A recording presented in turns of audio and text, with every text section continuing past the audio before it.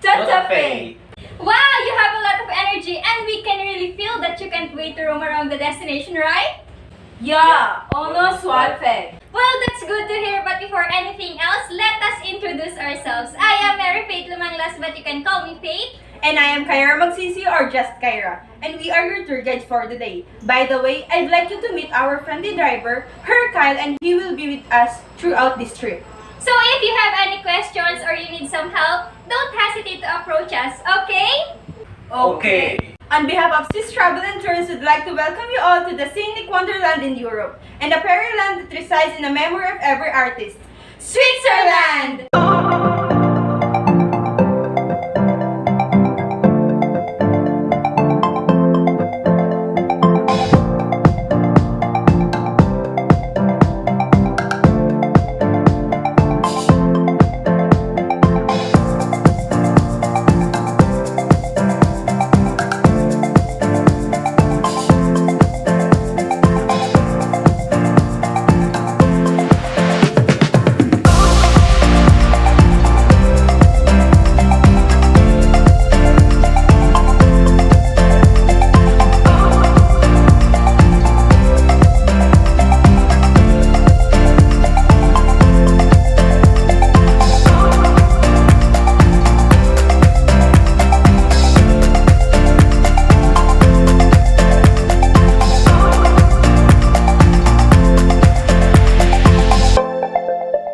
Before we start our adventure, let me tell you some friendly reminders, safety rules, and regulations for this trip to be exciting and enjoyable. Just remember the word Swiss. S for synchronize your time with our time so no one will be left behind. Time check, it's already 6:30 in the morning. W, wear your face mask if necessary, ready your alcohol and observe safety protocols. We also have our backpack and first aid kit in case of emergency. Letter I, intently ensure that you are always on your group so that no one will be lost. And as a tourist, we must also observe and follow the do's and don'ts of the local as well as respecting their country. S, secure your belongings and never leave them unattended. And always remember, take nothing but pictures, leave nothing but footprints. And lastly, S, strictly understand our signals. We have here a whistle, green and red flag. If you hear us whistle once and raise the green flags, it means you have 10 minutes to roam the place. And if you hear us whistle twice and raise the red flag, it means you should line up as we move to our next destination. So are you ready, tourists? Yes, sir. And before anything else, I just want to remind you with your tour itinerary, so we are going to tour around the capital and the cities of Zurich and Lucerne. And now for the moment of truth, we will do the head count. 1, 2, 3, and 30. Perfect! So enjoy the whole tour to the fullest and embrace yourselves as we visit the landlocked country endowed within the terrific mountain ranges and the crystal clear lakes and rivers of Switzerland. For our first destination, we are at the stunning location perched on a peninsula of the River Aar, the Swiss capital of the Bern. It exudes the old charm and it's recognized as one of UNESCO World Heritage Sites because of the city's medieval old town. Strolling along the cobbled streets, visitors can explore the tallest cathedral of the country with panoramic views from its tower, the 16th century fountains, the Sitlog medieval clock tower with moving puppets, and the 6 kilometers of shopping arcades called Luben by the locals. Another thing, Bern has many tourist attractions waiting to be discovered, including excellent museums such as Zentrum Polki, which is the world's largest collection of works by these famous artists, and the Bern Museum Art. Okay, tourists, you are given 10 minutes to roam the place, but make sure to go back here once you hear another whistle. Bursty? Yeah, tun dia.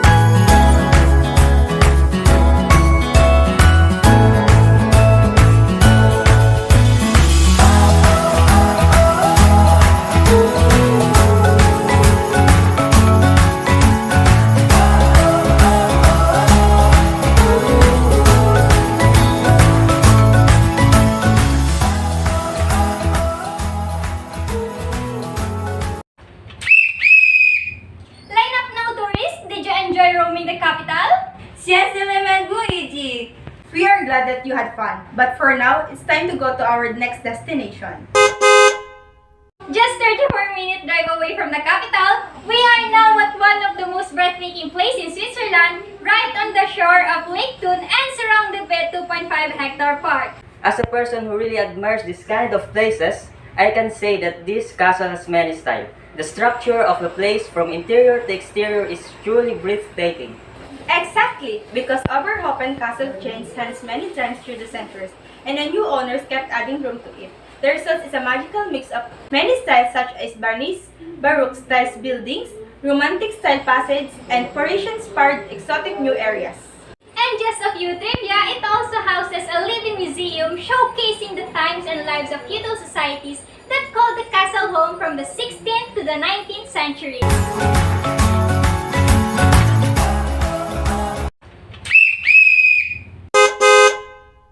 87 kilometers away from Oberhofen Castle, we are going to our third destination with sparkling blue lake surrounded by mountains, a curved remendable old town, covered bridges, and frescoed historic building. We welcome you all to Lucerne.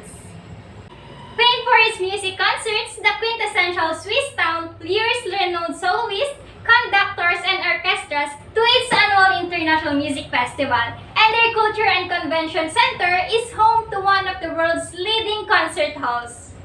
One of the city's most famous landmarks is the Chapel Bridge that was built in the 14th century, and its small park lies on the famous Lion Monument, which is the poignant sculpture of the dying lion. Madam, is that the lion that honors the heroic death of Swiss guards during the attack on the Tuileries in the French Revolution? Yes, and it was designed by Danish sculptor Bertel Trobelsen. Okay, tourists, just like earlier, you have 10 minutes to see the place, so take your time to enjoy.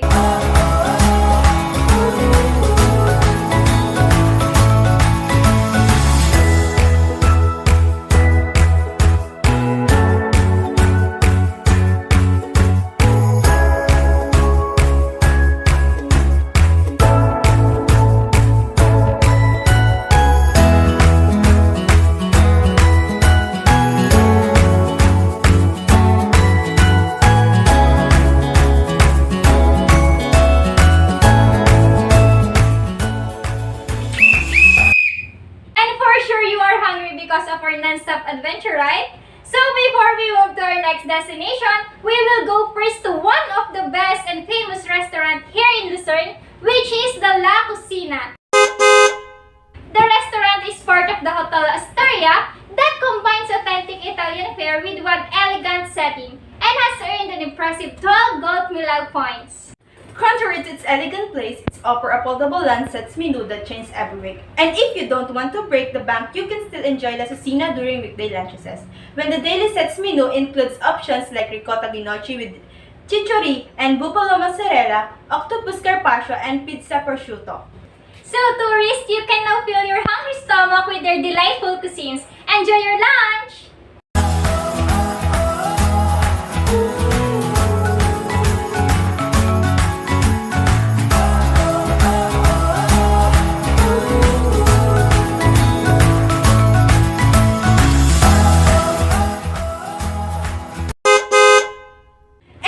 You have the full energy as the moment to continue our tour, right? Now, we are going to travel 48 minutes to our next destination, which is the city of Zurich. Zurich is the largest city of Switzerland and a major transportation hub and a top starting point for travelers. Beyond its button-up facade, this affluent banking capital boasts a rich lineup of cultural treasures. And we are now taking a walk tour at the cobbled street of the old town with quaint shops, cafes, and galleries. Venturing away from the boutiques, we are now going to visit a topic museum here, which is the Kunsthaus Zurich. It is a museum of the arts with an impressive collection of art from the Middle Ages to the present day.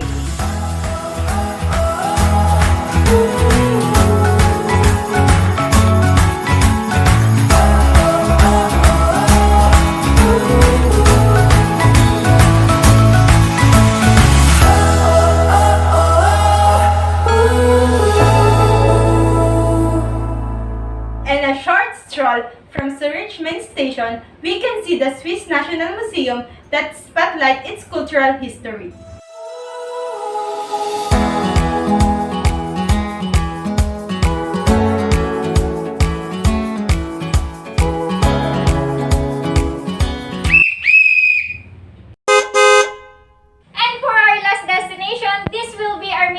highlight of our day tour because we are going to see the Switzerland's iconic pointed peak and one of the highest mountains in the Alps, which is the Matterhorn.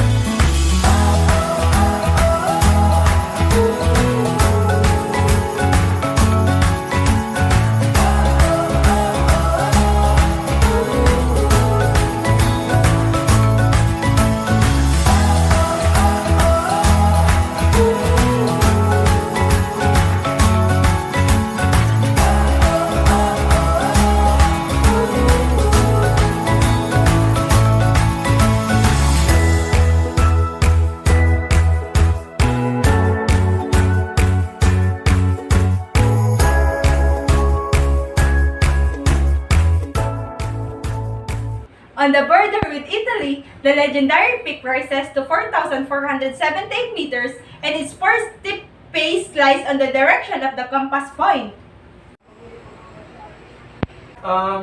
It looks like a Toblerone chocolate bars because of its shape. Yes, in fact, the image of the Matterhorn first appeared on Toblerone chocolate bars in 1960, and if you will look closely in its packaging, you will notice a bird hidden in the side of the mountain.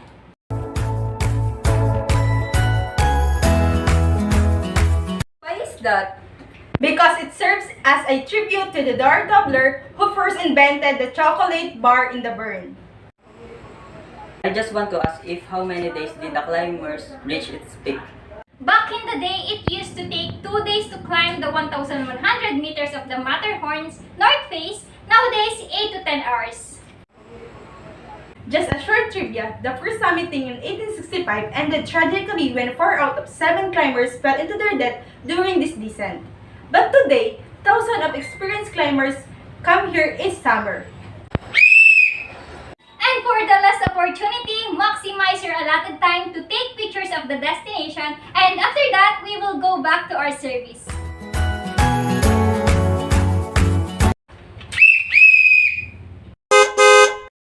Time to line up, tourists. It's sad, but we have to say that this will be the end of our tour. But I hope you enjoy and gain knowledge about the places we have visited. We really had fun throughout our tour. I hope I can visit these places once again. With all the destinations we had visited, I highly agree why Switzerland is called the scenic wonderland in Europe and in Fairyland because everything about here will surely instill in everyone's memory. We are happy to hear that from all of you, and on behalf of Swiss Travel and Tours, we want to extend our deepest gratitude for choosing us to be your tour guides for today. We are hoping that all of us will meet once again and visit another magical destination. Merci tout le monde! Notre Dame du Ciel.